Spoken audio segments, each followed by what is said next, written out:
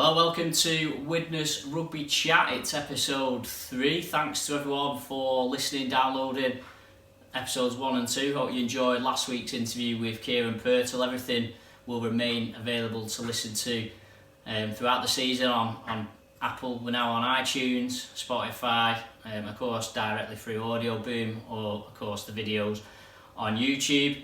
The plan is to get some interviews lined up in the next few weeks with various people, so a bit tight. I've got a really interesting one that I'm hoping we'll pull off for next week's podcast show, so fingers crossed on that one. Today I wanted to look at the squad. You see I've got a little bit of a setup here. My trusty assistant Alex, who's behind the cameras, helped me put all this together. Going to look at the players we've got, the players with us we've got so far for 2019, how I see the starting 13 looking at the moment, and then I've got a few, well, not so many aces unfortunately. I've been scratching around looking for some links and some rumours of players that Widnes are chasing at the moment. So we've got a few extras, shall we say, that we're going to put onto this team a bit later on. So I know in episode 1 I went through the squad, so there's not really been any changes since then. So yeah, let's get in. I think, and I'd be keen to know your thoughts as well, so please do leave comments on Twitter, on YouTube, and let me know who would make your starting 13. But I'll go through now how I probably see things looking. We'll start with fullback. So Reece Ambry, obviously being the long-term fullback at Widnes, and he's now gone. I don't think it takes a rocket scientist to work out that this man, Ollie Ashall-Bott, will be probably first choice. He'll probably get the number 1 shirt next season, so we'll stick him up there as the fullback. Again, I mean, he's got all the attributes, Ollie. I think his durability is a concern, so it'd be interesting to see how he goes in Championship. Of course, a little lower standard than Super League, but perhaps a bit more physical. On the wings, I think this is an area where I think opinions divided, it's fair to say, amongst Widnes fans. So I'm just looking at my thing below to make sure I've got everyone, but we've got Ryan Ince, who's played a lot of games in Super League. I guess for someone in the he's probably the most experienced winger, if you like, at this moment in time. So I think looking at the squad that we've got, I think Ince is probably down as one of the starters at the moment. Whether that'll change remains to be seen. On the other wing, I'm going to go, I should say, Owen Buckley. I think he did well at the end of last season when he came in. He took a few tries. He scored a few good tries, and Hull away he scored a good one there. Went out of the team a little bit, but I think at the moment, I mean, the reality is they're the two main wingers on the books for Widnes at the moment. So yeah, so they're in centres is where it gets very interesting, and we'll probably delve a bit more into that a bit later on. I just want to focus on the players that are confirmed at this moment in time. So you've effectively got, well, not really much to pick from. I suppose you could look at Krisnan as an option. I'd rather probably have him in the back row, so I might be forced to put him in. You've got Liam Walsh, who is a back rower and has been playing in the back row for the academy, but I know he's played a couple of first team games at centre. You've got Danny Craven, who could play at centre. Keenan Brand, of course, who got injured on his debut against Hull KR. So centre is a bit of an issue at the moment for sure. I think for the purpose of this first run, I'll have to put Krisnan in at centre, basically because there's no other options, I'd say. And Keenan Brand will fit the other spot again, just almost by default. Takes us to half-back, so I would say 4 or 5 half-back options at this moment in time. I think Tom Gilmore will be the shoe-in number 7. I think it's probably his last chance saloon maybe for Tom this season. He's going to have to take the Championship by storm. I like Danny Craven, but I think probably, I mean, looking at this, I think I will go for Craven at standoff. I think Craven's space in the squad is more of a cover, so I think he'll play probably a lot of fullback, probably a lot off the bench. I mean, a couple of options. You've got Joe Lyons here. You've got Brad Walker, which would be a dead interesting one if Brad Walker was to come in and play at 6. We've not seen a great deal of him in the first team, so It would be a bit of a jump up. It'd be interesting, you know, I'll go into this a bit deeper, but it'd be interesting to see whether Kieran Pirtle's going to look at maybe signing a halfback, or whether he will trust one of those youngsters, Brad Walker or Joe Lyons, to see whether they'll be starting halfbacks in Championship next season. The other man in this equation is Jordan Johnston. So although Johnston's probably been more of a hooker when he's played in the first team, he may well be worth a go at halfback. He has obviously played quite a few games on dual reg, and of course for the first team. For me, JJ will probably be the interchange hooker, but obviously you've got to go with what you've got. It gets a bit easier when you go into the pack, because you do feel like Widnes have got decent options in the pack. We're sort of cheated by only doing one Chapel brother, but I think that's Jay. For me, he'd be the starting prop. Liam Hood, obvious new signing, playing at hooker. And then for the second prop, it will be the other new signing, Adam Tangata. So, I mean, I think as a front, I mean, there'll be some questions about Jay Chapel perhaps, but I think Chapel will be I think he deserves the number 8 shirt this season. And I think in terms of recruitment, I think Widnes have got other areas really that they need to look at before they start worrying about the front row. Back row, I've sort of changed my mind because I've already put Dean in, and we'll go through that in a sec. Kale at loose forward for me as the sort of third prop leader type player. I suppose you could make the argument for playing him at prop instead of Chapel, and then maybe bring in McGrath Luluai as loose forward. As it is, I'd have Harrison Hansen in the back row. And probably Sam Wilder. I'll probably go Sam Wilder at this point. So that is, as things stand, I think, with the players that have been confirmed and that are officially on the books, for me that would probably be the starting 13 for the next game. On the sidelines, that leaves what have we got here? 10 players on the sidelines that have been signed up. Is that 10? Is that 9? Oh, 10 because we've got Ted Chapel as well. So players have not mentioned Wellington Albert. You've got Owen Farnworth, who I think's a really good talent. I think he could do well this season. Dan Norman's got lower league experience. You've got Liam Walsh, we've already mentioned. And so there's plenty of moving around amongst that. But that's based on the players that have signed up so far. So we'll have a close look at that team now.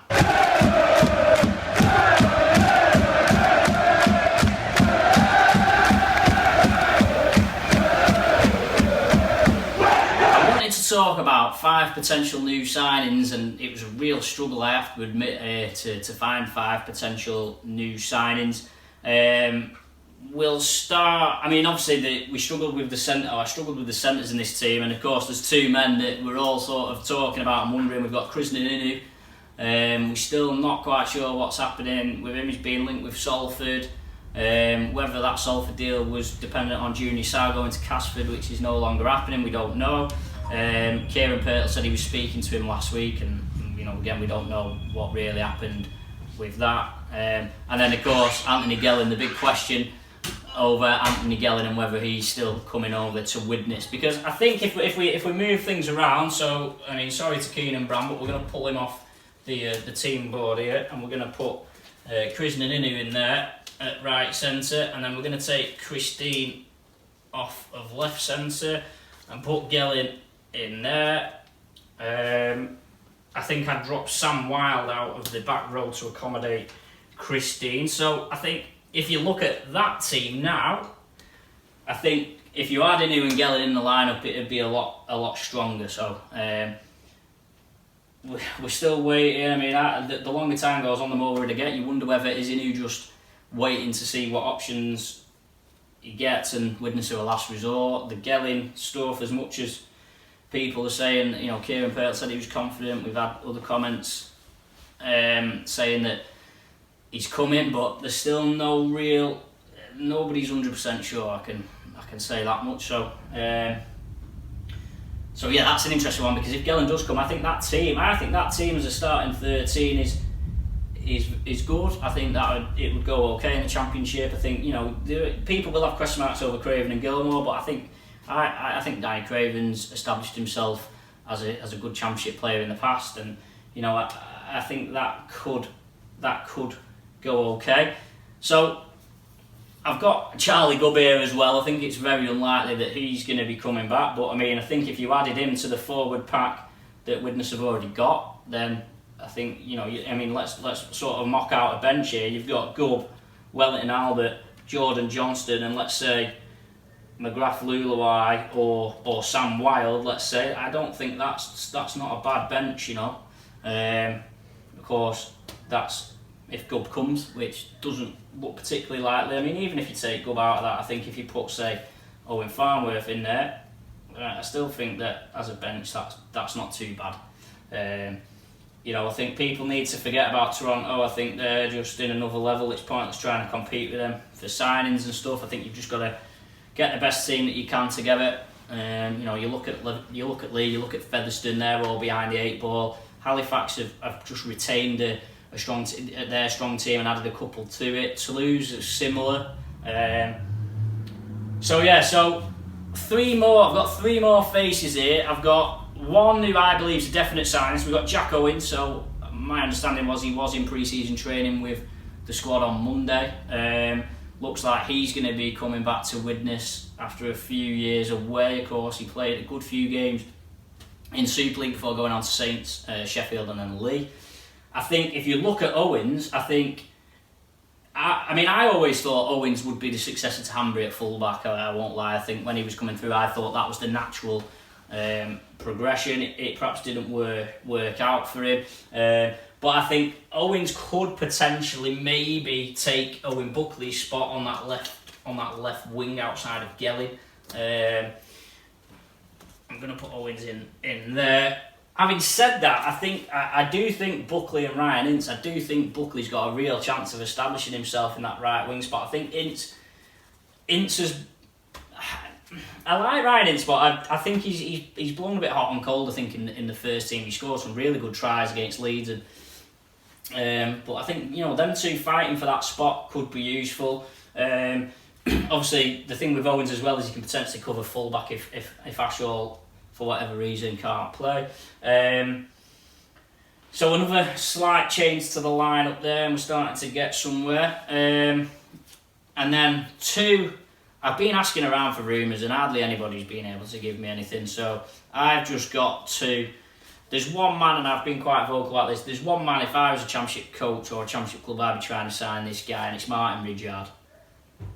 I think if you grab Martin Ridyard and add him into your team at championship level, you're in a very good place. Now, Featherstone have lost a lot of players. Ridyard is still there, so perhaps from their point of view, he's like their statement. We're keeping Martin Ridyard. So it'd be interesting to see. But I honestly think that could you knock on their door and ask them and make them an offer? Because I think if you had, let's take Danny Craven out of this team. If you take Danny Craven out of this team and put Ridyard in, we're starting to look a bit more like a team that you feel could win promotion. A lot of ifs, buts and maybes, but I think for me that team, I'd be quite happy with that team. There's 4 players. I've basically put 4 players in from the original choice that I made. One of which I'm pretty confident it's going to be there. The other 2 are unknown, and then one's complete fantasy from me. So those, I think this exercise just shows as much as people go on about the club needs 7, 8, 9, 10 signings, I honestly think that 3 or 4 on top of what's already there will be enough to shape the team into a competitive lineup. So let's have a close look at this team now.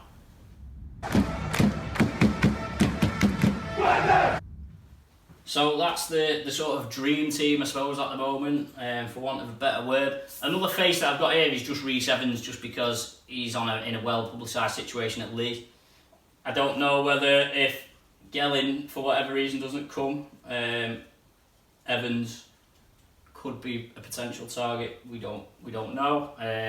Obviously, having worked with Kieran Purtle last year. So, of course, I think it's fairly common knowledge. Well, I think we all sort of feel the same. A lot hinges on what happens with Inu and what happens with Anthony Gelling. So fingers crossed. I know I should probably take Ridyard off because he's a bit more unrealistic than the others. But I still think that there's a lot of criticism about the squad. But I still think it's probably better than some people maybe give it credit for. Very young squad, and I think you saw that on the videos that the club released of pre-season training.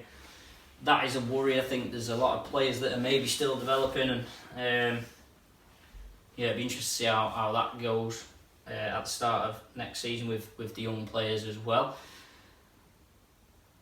The club's also launched all the teamwear and off-field stuff. I was in the shop, or I was in Tesco I should say earlier, and just had a quick peek around. It probably looks better in person than I thought of it online. I was a bit unsure about the orange GMB logo, which I know a few people have commented on, so but it doesn't look too bad in the shop, and there's plenty of variation. It's good that it's online so that those of us who, or those fans who live away can get it ordered. We're all waiting to see what the new kit will be like, so hopefully that'll be out in the coming weeks. So that's that for this episode, episode 3. Thanks for listening. Love to hear your thoughts on the team, thoughts on new signings, thoughts on where you feel that the squad could be improved. I think I'm as disappointed as anyone at the reality of the situation is there's 2 players in and 14, 15 out, and a lot is going to hinge on Inu and Gelling. If neither Inu or Gelling come, then I do think that the squad's probably in a not in a jeopardy, because that sounds a bit too negative, but I do think there needs to be serious questions asked about the squad if there's not going to be at least another 2 experienced players coming in, especially, like I say, it all hinges, I think, on Inu and Gelling. I think if Inu and Gelling both come, I think you could say that Widnes are in a good position. If one of them comes, I think they're okay, they could probably get away with it, but if neither of them come, you've got to hope that the club's going to be knocking on some doors and trying to find a solution, because as you saw when I first put the board up and we didn't have Inu and Gelling there, it was a real struggle to get centres in there. Krisnan, of course, has played a lot at centre, but I think he'd be better for Widnes in the back row. And of course, Keenan Brand's played 10 minutes first team. So interested to see how it unfolds in the next week or the next couple of weeks. Hopefully we might have some news on that coming and can talk about that. I'm hoping to fix up the first guest, if you like, in the mini studio that I've got here for next week's show. So keep an eye out for that. I'm going to try and bring everything out now on a Wednesday evening rather than Thursday. I didn't want to clash with try time on BBC Radio Merseyside, which I know a lot of people listen to. So so again, please share, like, do whatever you can to spread the word about the video. Leave your comments, and I'll speak to you next time.